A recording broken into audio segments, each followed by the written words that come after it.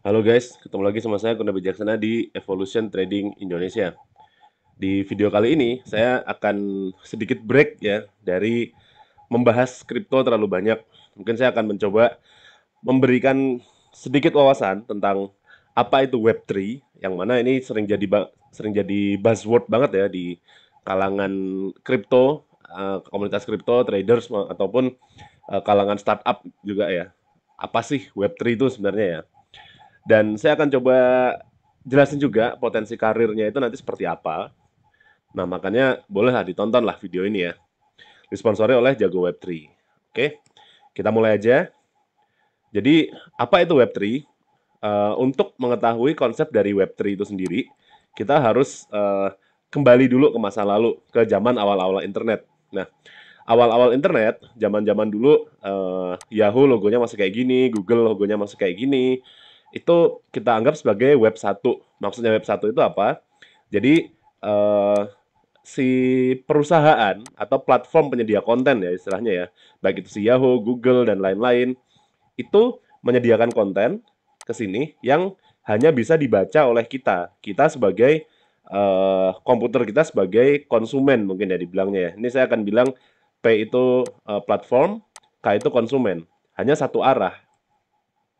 Jadi kayak kita baca artikel dan segala macam itu benar-benar hanya satu arah dan read only seperti itu. Nah, lalu dari situ kita mulai sejak munculnya sosial media, kita jadi namanya Web 2. Web 2 ini istilahnya participatory alias si platform penyedia di sini platform dan ini kita konsumen itu bisa saling bertukar data.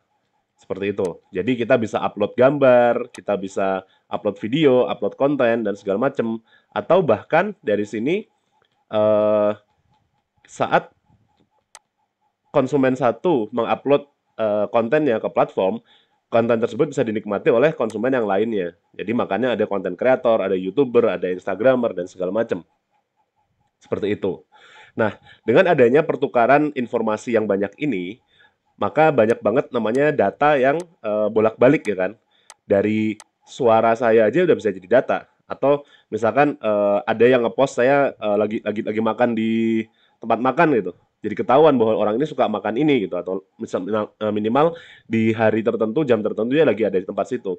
Data ini kan banyak banget yang di apa ya istilahnya ya, diupload dan diambil ya oleh si platform penyedia ini, baik itu si Google, Facebook, Instagram dan segala macam. Nah, mulai timbul kekhawatiran bahwasannya ada yang namanya ketidakadilan gitu.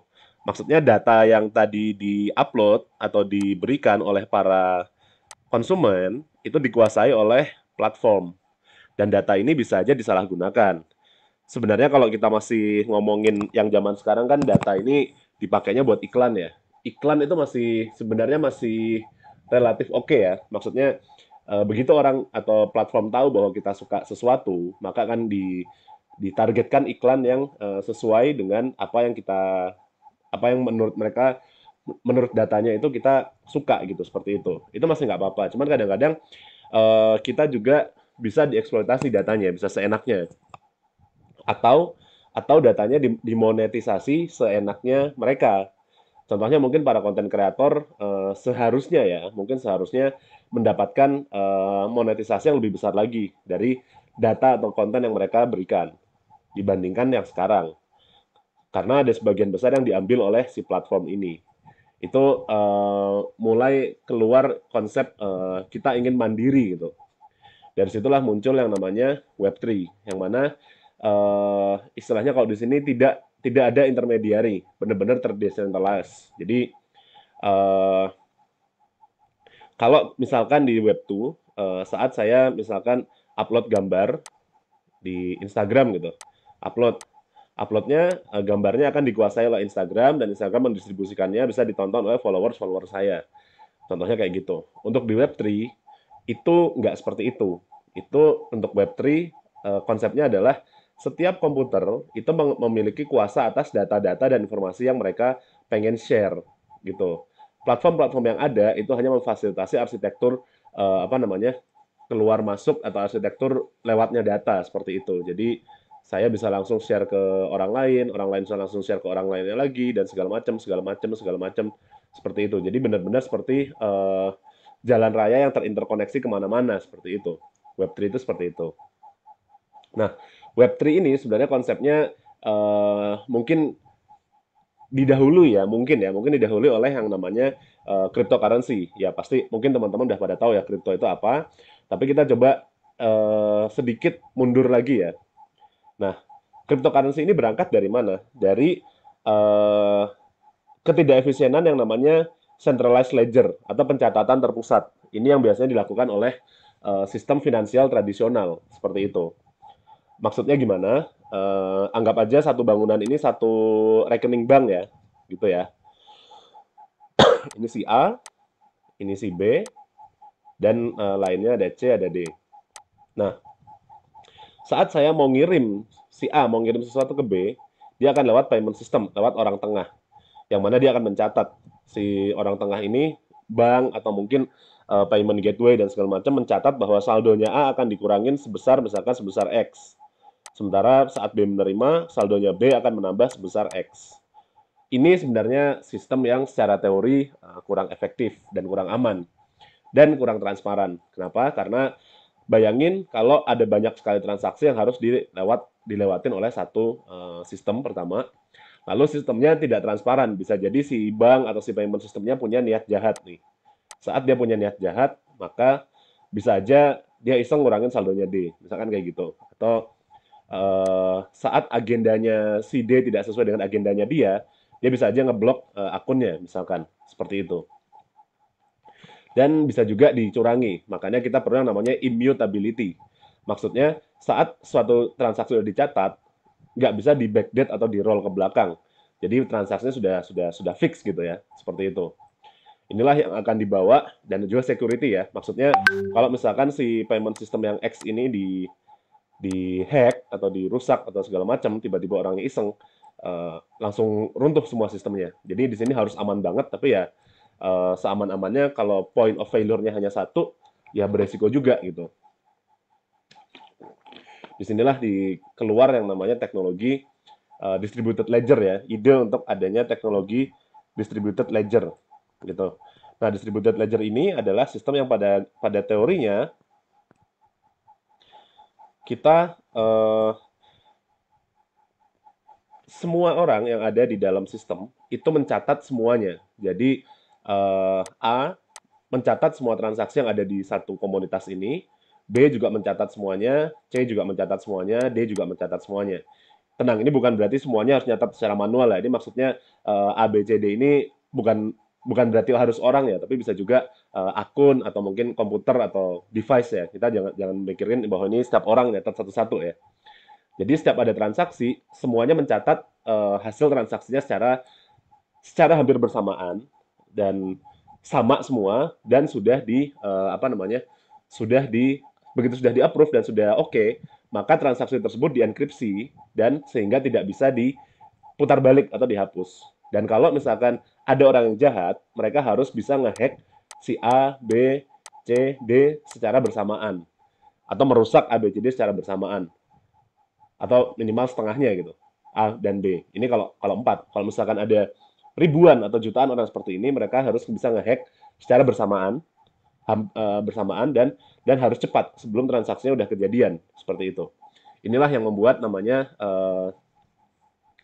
distributed ledger technology itu menjadi cukup populer ya. Dan ini juga yang melandasi adanya Web3 tadi karena instead of ada sentralisasi atau satu yang berkuasa, kekuasaan dari pemakaian landscape atau industri itu dikembalikan kepada orang-orangnya. Dan distributed ledger teknologi ini adalah basis dari cryptocurrency atau aset kripto, yang mana distributed ledger teknologi ini salah satu yang paling populer adalah blockchain, gitu ya. Jadi blockchain itu adalah salah satu nama dari distributed ledger teknologi atau teknologi pencatatan terdistribusi, nggak cuma satu seperti itu. Nah, ini adalah contoh dari evolusi dari teknologi blockchain ya. Blockchain sebagai teknologi distributed ledger yang populer gitu. Mungkin yang paling pertama adalah ya di Bitcoin ya. versi pertama di technical experiment, apa itu hash function dan segala macamnya, proof of work dan segala macam, enkripsi itu mungkin muncul di 2000-an akhir ya, di dekade 2000 akhir.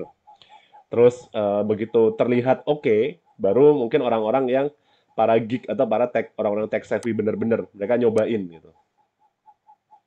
Begitu udah ya 2013 2015 barulah ada namanya market formation stage karena ini ternyata terbukti bagus, terbukti oke dan ternyata bisa ngecuanin juga, barulah orang mulai in for the money gitu kan. Dan mulailah pertumbuhan yang eksplosif sampai sekarang dari 2016 ini dan sampai sekarang ya sampai 2023 2019 kita bisa bilang mulai ada industrial stage, maksudnya adalah mulai ada platform-platform yang benar-benar mengaplikasikan blockchain teknologi. Jadi bukan cuma buat Bitcoin yang diperjualbelikan aja atau cuma buat pasar yang buat spekulasi, tapi benar-benar mulai ada platform-platform yang memanfaatkan teknologi distributed ledger teknologi tadi untuk kehidupan sehari-hari.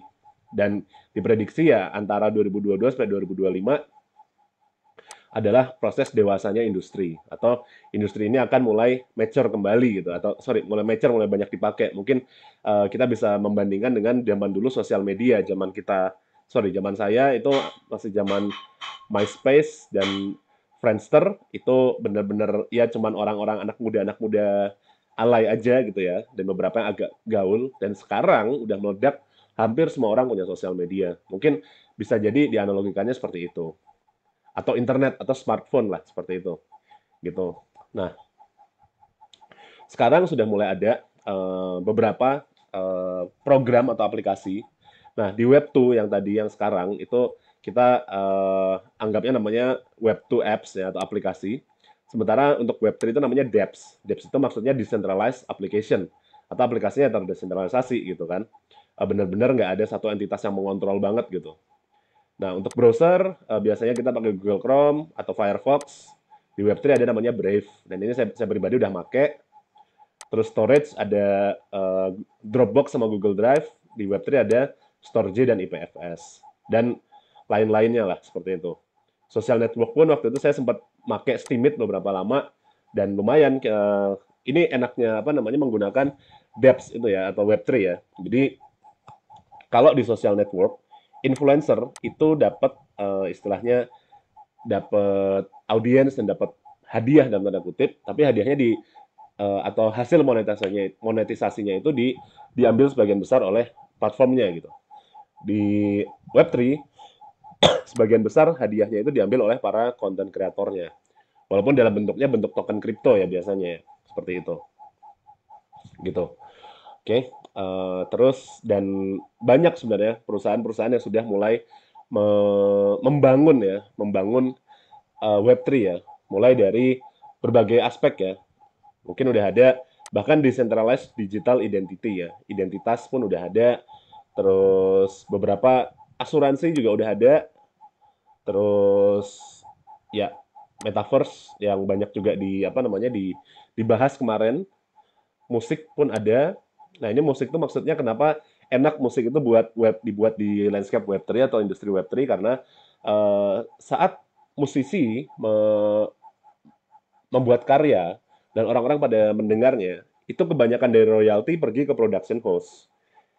Production house dan sebagian ada yang merasa bahwa ini kurang adil. Nah, dengan ini kita bisa mendapatkan langsung maksudnya mensupport musisi lebih lebih baik lagi karena royaltinya akan langsung pergi ke musisinya seperti itu dan segala macamnya lagi ya seperti itu masuk video streaming juga sama dan segala macamnya oke nah sekarang karena tadi udah banyak banget sebenarnya Web3 ini mungkin kalau kita bandingin di tahun ya 2010-an awal ya 2000 berapa belas gitu mirip seperti mungkin startup ya. Mungkin kalau zaman dulu orang yang baru pertama-tama masuk startup dibilangnya ah, apaan sih gitu. Begitu masuk startup tech, tapi di 2018, 2019, 2020 mereka dalam tanda kutip sukses banget kan. Jadi kaya, gajinya gede dan segala macam dan banyak yang juga memprediksi nanti di Web3 kayak gitu juga seperti itu. Ini bisa dilihat walaupun apa namanya negaranya ini bukan Indonesia ya.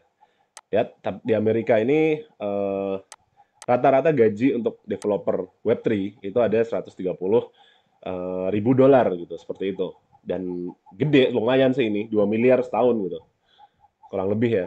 Dan yang bisa kita lihat adalah remote. Remote ini 110 ribu dolar setahun gitu. Nah, rata-rata. Dan remote ini maksudnya apa? Ya kerjanya di mana, tapi orangnya tinggal di mana. Ini kita bisa manfaatkan. Kalau kita bisa mendapatkan pekerjaan remote sebagai Web3 developer, ya udah enak kerja di mana aja, tapi gajinya gede gitu. Dan beberapa karir di Web3, ya tentu ada ya blockchain data analis, blockchain coder, coding ya, atau developer dan segala macam. Terus ada developer yang biasa, terus kita juga bisa mendevelop dApps gitu. Dan yang non technical, maksudnya non teknis dan IT, ya tentu saja jadi crypto trader, terus dan content creator. Tapi di empat ini mungkin saya bisa bilang yang gajinya gede tanpa resiko finansial yang besar ya. Karena ini tadi remote ya besarnya segitu. Dan di sini udah ada 2.500-an job yang berhubungan dengan Web3 dan remote ya. Seperti itu. Dan ini berarti cukup lumayan kalau teman-teman sudah mulai bisa menangkap apa namanya kesempatannya. Cuman kan memang butuh skill ya untuk belajar.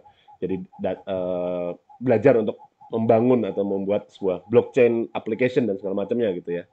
Karena itulah saya coba menawarkan program saya, yaitu Jago Web3 Blockchain Class gitu ya. Pada dasarnya ini adalah kelas untuk belajar mengenai blockchain dan Web3 yang diselenggarakan oleh jagoweb3.com. Yang isinya apa? Isinya nanti teman-teman akan dikenalkan dengan kripto, blockchain, dan Web3, smart contract, dan NFT, dan segala macamnya. Ya, basic-basic tentang kripto lah ya, dan Web3. Tapi nanti akan lebih mendalam lagi detailnya. Maksudnya belajar Solidity, belajar beberapa bahasa pemrograman, terus remix dari smart contract, decentralized application, dan segala macamnya gitu. Dan juga belajar aspek non-teknikalnya, kayak gimana cara memarketingin diri, atau marketing dan sales sebagai di perusahaan yang berhubungan dengan Web3, atau bagaimana memanage community, dan aplikasi-aplikasi dari blockchain atau Web3 di berbagai industri. Yang mana akan kami berikan juga hubungan antar industri dan mencari kerja, seperti itu. Gitu. Dan di kelasnya nanti, di Jago Web3, akan ada modul materi, grup diskusi, dan sesi kelas. Lalu nanti habis kelasnya selesai, akan ada project hands-on, gitu ya. Maksudnya, contoh cara ngebuat berbagai aplikasi di Web3, gitu ya. Dan akan ada air certificate, serta koneksi industri untuk mencari kerja, gitu. Teman-teman bisa langsung daftar ke saya, lihat di description ya. Lihat di description untuk melihat gimana cara daftarnya, seperti itu. Dan kelas dibuka di 1 April 2000, pendaftaran ditutup sampai 1 April 2023. Dan kelasnya dimulai tanggal 3 April 2023, seperti itu. Jadi, kalau misalkan teman-teman tertarik, langsung aja lihat di deskripsi cara daftarnya, seperti itu ya. Dan terima kasih telah menonton video ini, dan sampai jumpa lagi di video berikutnya.